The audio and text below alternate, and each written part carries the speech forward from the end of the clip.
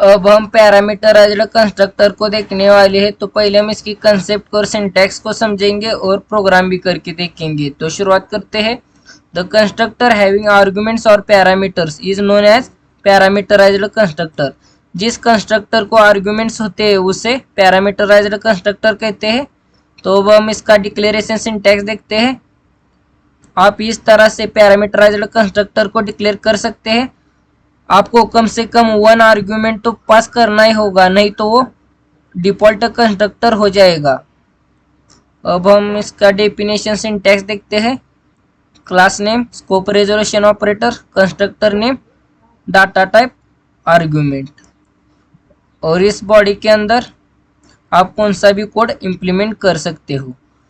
अब हम parameterized constructor को किस तरह से कॉल देते हैं देखेंगे। उसका सिंटैक्स देखते हैं। Class name, object, argument. आपको क्लास का ऑब्जेक्ट क्रिएट करना है और वहीं पर ही आर्गुमेंट पास कर देने हैं। अब हम पैरामीटराइज्ड कंस्ट्रक्टर को इंप्लीमेंट करने वाला प्रोग्राम करने वाले हैं। तो मैंने यहाँ पर हेडर फाइल लिया हैश इंक्लूड आईओ स्ट्रीम, उसके बाद नेम स्पेस लिया है। अब हम क्लास लेंगे, क्लास का नेम ए लेते हैं और इस क्लास के अंदर 1 इंटीजर वेरिएबल लेंगे सी और इसके बाद पब्लिकली पैरामीटराइज्ड कंस्ट्रक्टर को डिक्लेयर करेंगे। तो क्लास नेम और कंस्ट्रक्टर नेम सेम होता है तो यहाँ पर वही लेंगे और 2 इंटीजर वेरिएबल लेंगे इसमें ए और बी। अब हम पैरामीटराइज्ड कंस्ट्रक्टर की डेफिनेशन को इंप्लीमेंट करते हैं। तो class name A, scope resolution operator, constructor name और 2 वेरिएबल पास किए तो वो 2 वेरिएबल लेंगे इंट ए इंट बी। अब हम इन 2 वेरिएबल की एडिशन करेंगे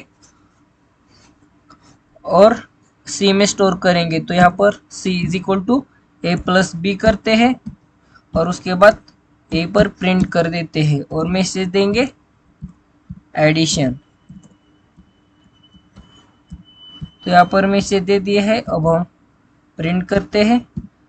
अब हम इसे कॉल देंगे मेन फंक्शन में। तो यहाँ पर वाइड मेन,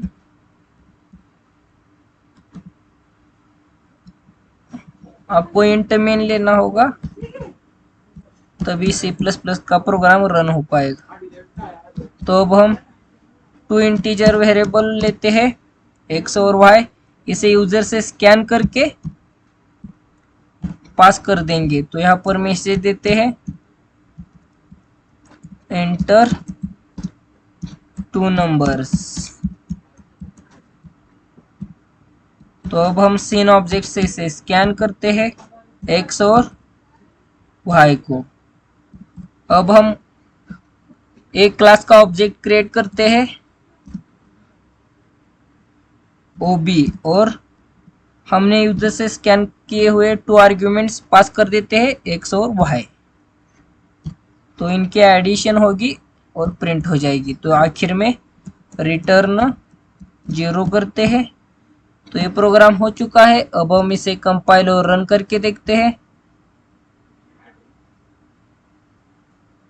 तो देख सकते हैं सक्सेसफुली कंपाइल और रन हो चुका है। अब हम 2 नंबर्स एंटर करते हैं 20 और 40। तो देख सकते हैं इनके एडिशन 60 प्रिंट हो चुकी है। तो ये पैरामीटराइज्ड कंस्ट्रक्टर को इंप्लीमेंट करने वाला प्रोग्राम हो चुका है।